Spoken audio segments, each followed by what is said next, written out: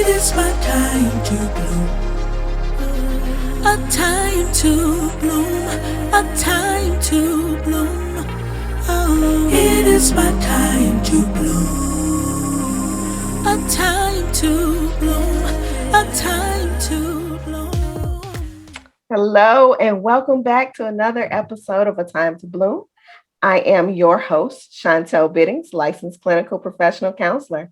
This podcast will explore how your relationships, your job, your friends, and your life experiences and your faith impact your mental health.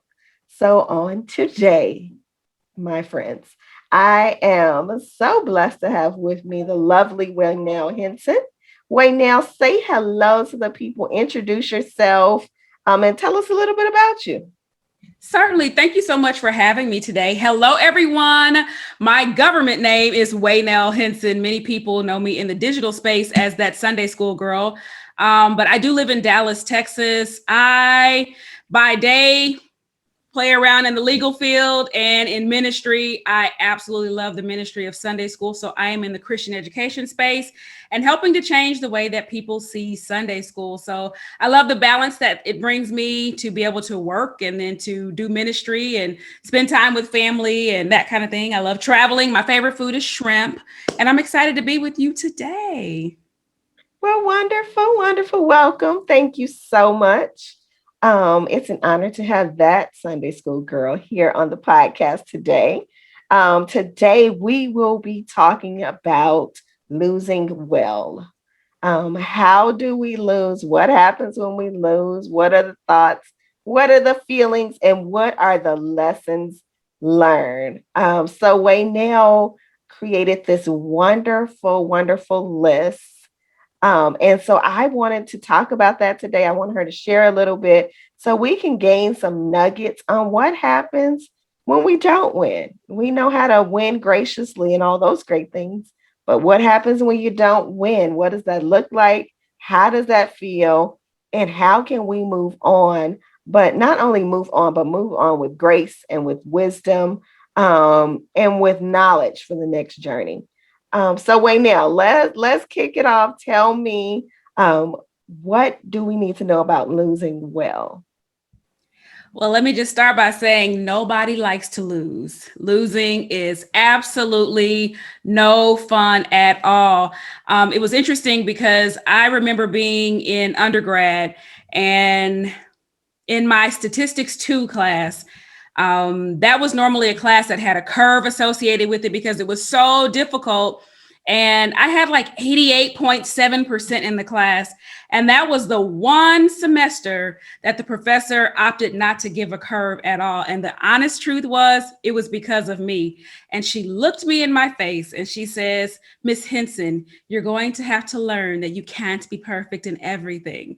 And that crushed me. But it also was one of those times that I distinctly remember I didn't win. And for me, that was a loss because I was working so hard. She busted up my whole 4.0 GPO situation. And it was crushing. And so I remember those words, but it also sort of positioned me to know that I am not going to win in everything. And I have had to walk through that. I'll be very transparent. I mean, I have been blessed to win a lot. And so I've done very well when I set out to do things. Typically, I will make a plan and things will work out just about the way I expect them to. But that's not always in life. We're not always going to get that. And right now, the world has really gone a different way. You watch young people in sports, and there are certain sports now where it's not a win or lose. It was just about playing the game and learning the mechanics of the game. And so everyone comes out a winner and every child gets a trophy and it's just a participation sport. And so we're losing the understanding of winning and losing, and doing it at that age really, in my opinion, sort of sets people up for not understanding that you are not always going to get a trophy. Even if we look in our very practical political space, right? We just had, quite frankly, a president who did not win re-election, and he did not enjoy losing. So it's not easy. We don't like it. I am the first to say I don't like losing. And at the same time, that is life. And we may as well sort of posture ourselves to understand that sometimes you win and sometimes you lose. And what you've got to be able to do is get yourself in a space that you can get your mind around the loss very quickly, because it does have a sting. There's an impact. You have the feelings and the emotions of it. It is heavy. It is embarrassing to lose because everyone sees it. And even if everyone doesn't see it, you know it. I'll also be very transparent in my personal space right now. I literally feel like, even though people see sort of the ministry piece and things are going well, personally, I feel like the last couple of years have been filled with losing. Like, there are things that I've wanted or I've gone after, and it just hasn't happened the way that I thought that it would. And at the same time, I've got to find a way to hold my head up and remember it's not the end because you lost in this thing, and that there are still amazing things up ahead that I will accomplish. And so I try to keep myself centered in that space. And really, in one of the last efforts that I made when I came out of it, I was in a political, an election there. I'll phrase it that way. It was an election, a campaign, if you will. And there were 15 slots. I was running for a board of trustees, and there were 15 slots, and I came in the 17th place. Now, for all sorts of reasons, I had every right to be sort of proud of the kind of campaign that I ran, and to be a first timer, and out of 34 participants to still land in the top half. There were all sorts of reasons to celebrate, but at the end of the day, I didn't run just to celebrate those good reasons. I was going for one of those 15 slots, and it didn't happen. So I had to kind of sit with that a bit. And that's sort of where I call them 17 lessons from number 17 that you talked about, that I had to sit with and kind of reflect on. And I made sure to do that. Absolutely. And I'm so glad that you fully acknowledge that losing does not feel good. I think we try to pretty it up, and we always want to come back with the quick, I'm fine, everything's good, I'll get it next time. But that thing hurts when you lose, because like you said, we don't start off this mission, this goal, whatever we're going towards, we don't start off with the thought that I'm gonna lose. Like, we want to win, right? We want to come in first. And so now that we are in this place where what we wanted didn't happen, I think for me, the option is to choose how I want to respond, rather than just react in my feelings, in my right now emotion, to let it settle for a minute and then choose my response. So I think your 17 lessons from 17 is just a definite purposeful choice on your response to this. It can be heartbreaking to lose. Like, sometimes you have to just like feel it and feel it again before you can come back with the, okay, I'm gonna be okay. So, Waynell, share with us some of these lessons. Sure. Thank you. And I will say, I love the way that you phrase that you have to choose how you're going to feel. And this was necessary for me because I think you alluded to it, just to act as if something hasn't affected you. I'm that person who normally I'm up and I'm on to the next thing. And I have this way of sort of, it's not even an act as if things are okay. It is just I push things on and I keep pushing forward. So this was kind of one of those first times, and I use these words, that I allowed myself to be in this space.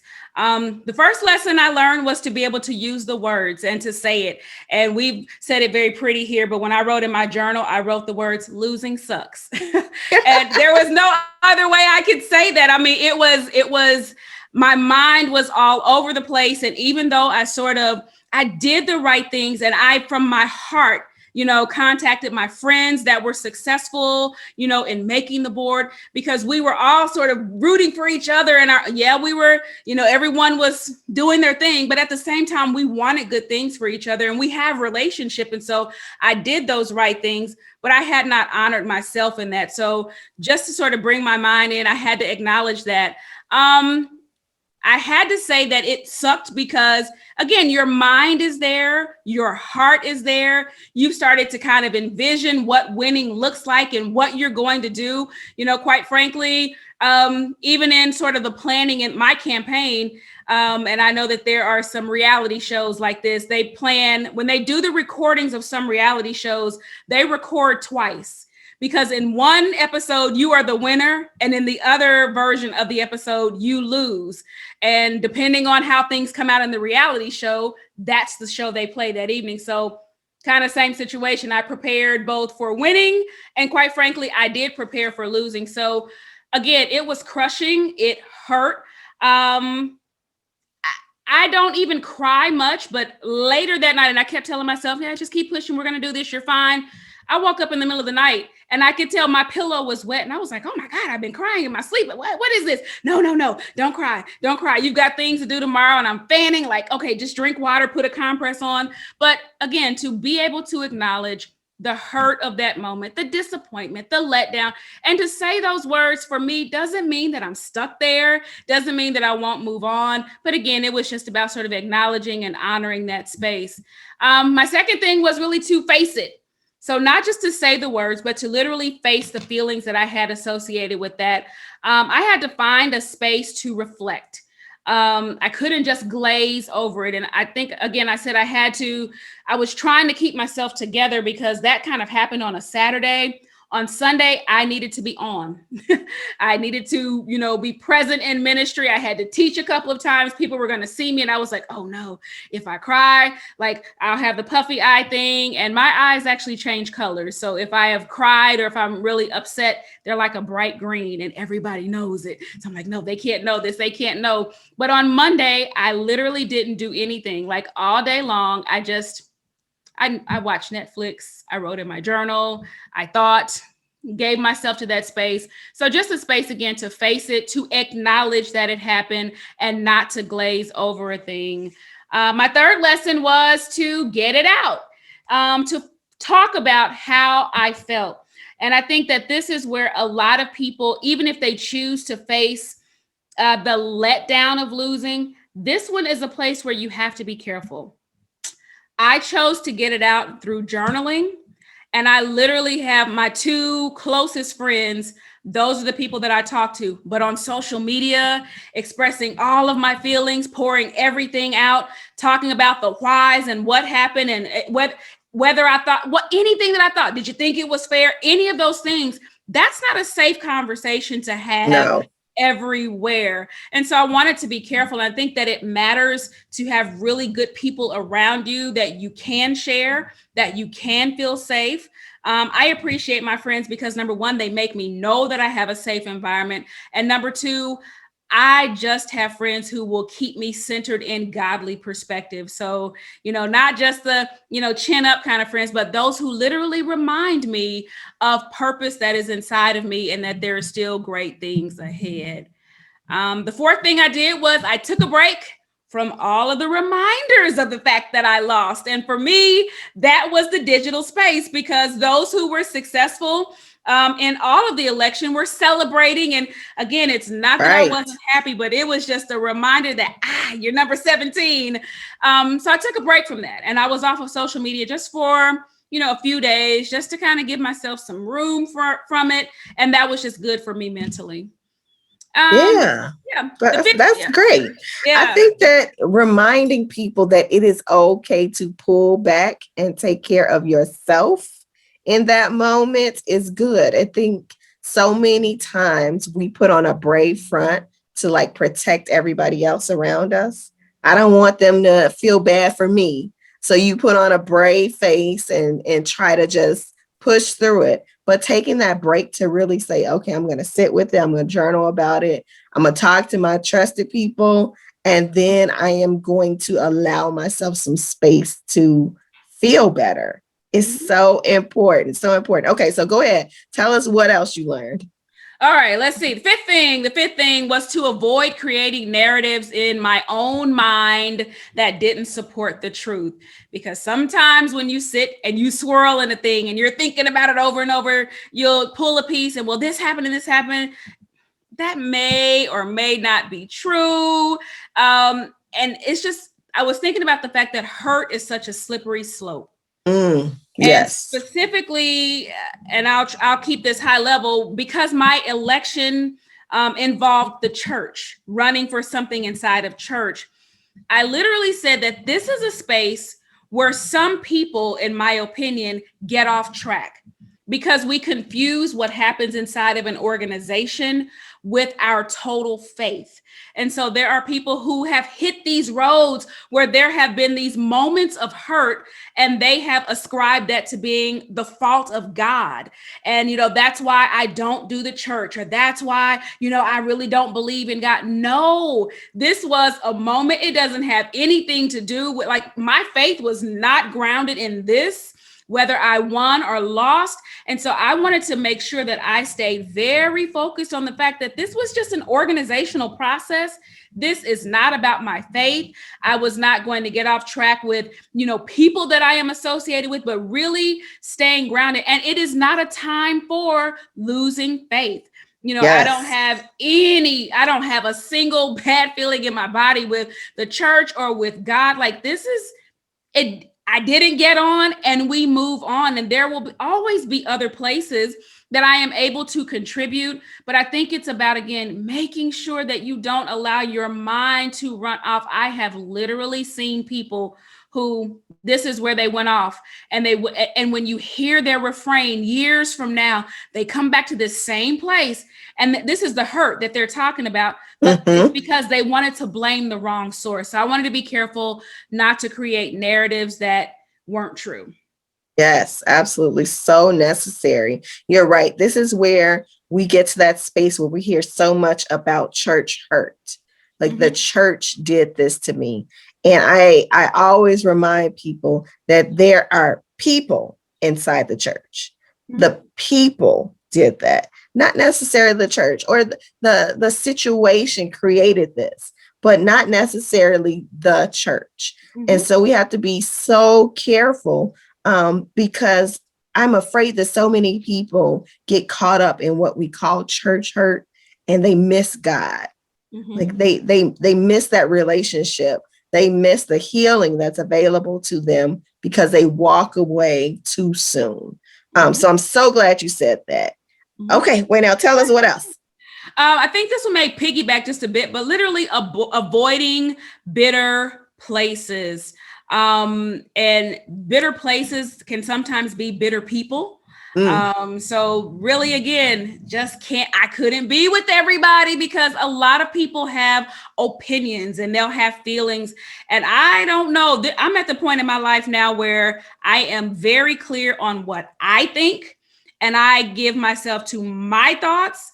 And those things that don't work, and those opinions and the negativity, those are things right now that I just have to silence. And it has to do with this and everything else. I'm just not in a place where I can shoulder the heaviness of other people's bitterness and hearing their war stories and things that went on and why they don't do what no, that's not my experience. That's not my testimony. And I don't want to be that person. I want to make sure that I can I want to get up, and I wanted to dust myself off, and I want to keep moving ahead. So avoiding bitter places. The next thing was really to celebrate my own effort. Like, I had to go back and just say for a second, 17 out of 34. Yeah, you didn't make it, but you kind of did that. You did all right, especially for a first time person in this space, and all sorts of other variables. I believe that even in the creation story, one of my favorite parts is the fact that the Lord steps back every day and he said, that was good. That's So good. when we produce, I think we always have to be able to find the good things, the winning points, to be able to celebrate the fact, even that you put yourself out there. I don't care what you've tried to do. The fact that you tried and there were lots of other people who didn't have the courage to do whatever you did. I was talking with one of my young adults this past week who is incredibly disappointed because one of the requirements for graduation is not being met. And so it's like all the coursework is done, but this piece right here, I'm not going to be able to walk next week. And there is that hurt, right? There's loss. I Yeah. lost. There's disappointment. But I'm like, let's just pause. What I'm going to celebrate with you right now is, do you realize that most folks don't go on for a master's degree? I'm so proud of you. What are we going to do? We are going to dial back for a second. I'll give you 3 days to be down in the dumps, but even Jesus got up after 3 days. I need you to get up, and we're going to meet the summer 1 deadline, and we're going to resubmit, and you're just going to walk in December if that's what you want to do. And if not, we're going to take our degree in August, and we're going to be excited about it because we're going to celebrate the fact that you pushed and you went this far. So celebrating even the effort, the willingness to put myself or yourself out there, whatever your thing may be. Absolutely, absolutely. And I'm going to say that, people are still singing your theme song. By people, I mean me. So you absolutely did that and you did it well. So I commend you. I celebrate you because I think that it's a huge difference between just trying it and doing just enough and trying it and giving it your 100% and still not having that expected outcome, but being able to pull the lesson out of it. I think that is huge. So what other lessons should we learn? I think there's always an opportunity for you to analyze your work. I'm a process person, and I've always been I like to know how things work. So for me, what did I do well? What would I do differently? And what would I want? What resources would I have? And I think when you understand, especially if you plan to do a thing again, whatever your gap area was, if you don't take time to analyze your gap area, if you choose to do that thing again, you won't be able to close the gap. We see that happen in sports. That's why they look at the tapes. Right. What did we, even if you won, what were our winning plays? If we lost, where did we leave something open? Where did our opponent find the advantage over us? And even in these spaces, we have to do that with ourselves. So where were those gap areas? How could you do something differently next time? So I did that for myself because there were definitely some ways to move. And a lot of it was learning. Again, if you've done something for the first time, you're going to learn things that you just didn't know. A lot of times people will have an idea of what a thing is, but you don't know the function of a process until you're inside of it. And so to figure out what did I learn? Where are those moments? Where were those connections? How do I need to build my network? How was my communication? How was my timing? All of those are process oriented things. And I wanted to make sure that I got my arms around that, just because I think that there's some carryover, whether I do this thing again or not. There are still ways that we learn about connecting with people and sort of advancing through networks. At the end of the day, I'm from a corporate background. And at the end of the day, that's what any opportunity is. It is about finding the need that's out there. How does what you have meet the need? And then how do you communicate that message? How do you advance it through the network that says that I or my brand or my product are the fit that you need to do what you're trying to do? But it is about communicating that through. So analyzing my process and my strategy. Absolutely. So right now, what would you tell someone that is in that kind of bounce back situation where they may have been dealt a big blow, a losing blow, but they're in a position now to come back better? What do they need to do in order to make that bounce back effective? I think the bounce back, again, is partially your attitude. In fact, I'm going to say it's mostly your attitude. It's this idea. The big piece for me is you've always got to go back to your why. Why did you do a thing? Even if you lost, they don't kill your why. You lost in the process, but your why should remain authentic. And so if you're going to bounce back, go back and center yourself inside of why you did a thing. Why did you play the sport? Why did you go to school? Why did you try for the job? Why did you try for the degree? Why did you try in the election? If your why is there, you may have some time before you try again, but while you are working on that bounce back, do the things that build your why. So continue to practice in that area, contribute in that area. I have a friend who ran for a board maybe a year and a half ago, and one who ran for a position here in Dallas, one of the city opportunities.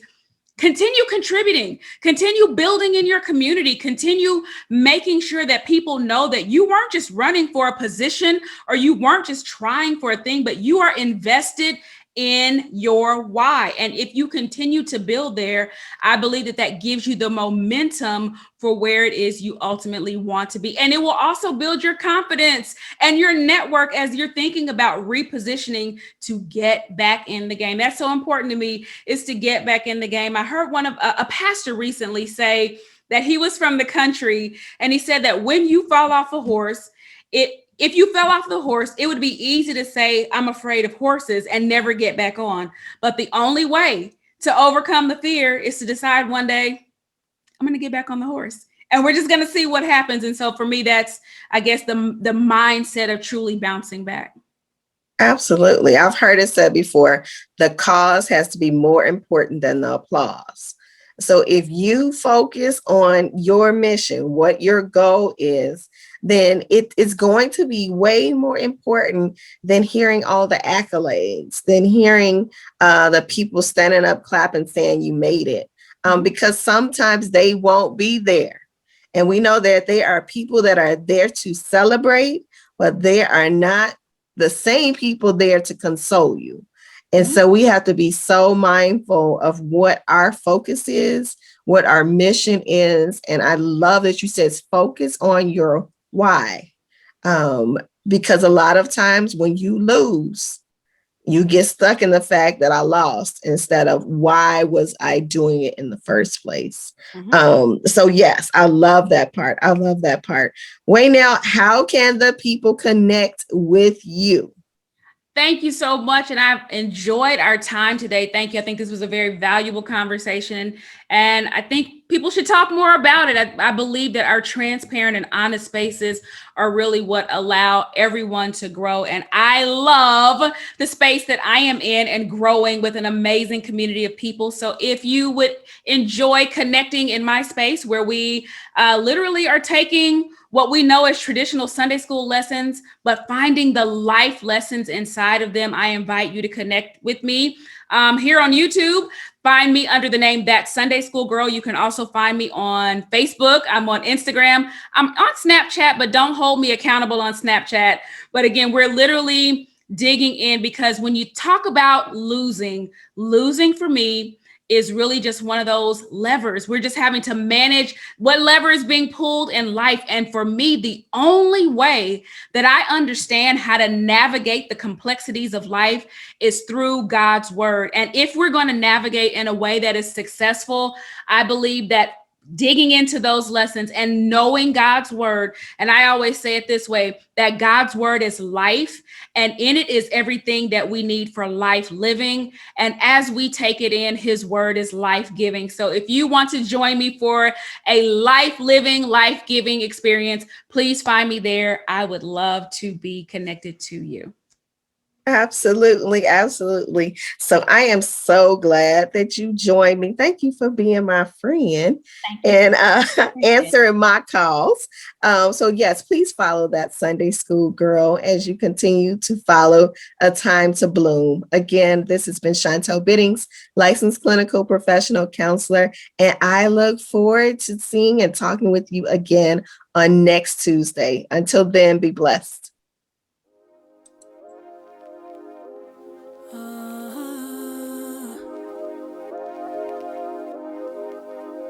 Let's go. Mental stability, yes, it belongs to me. Oh.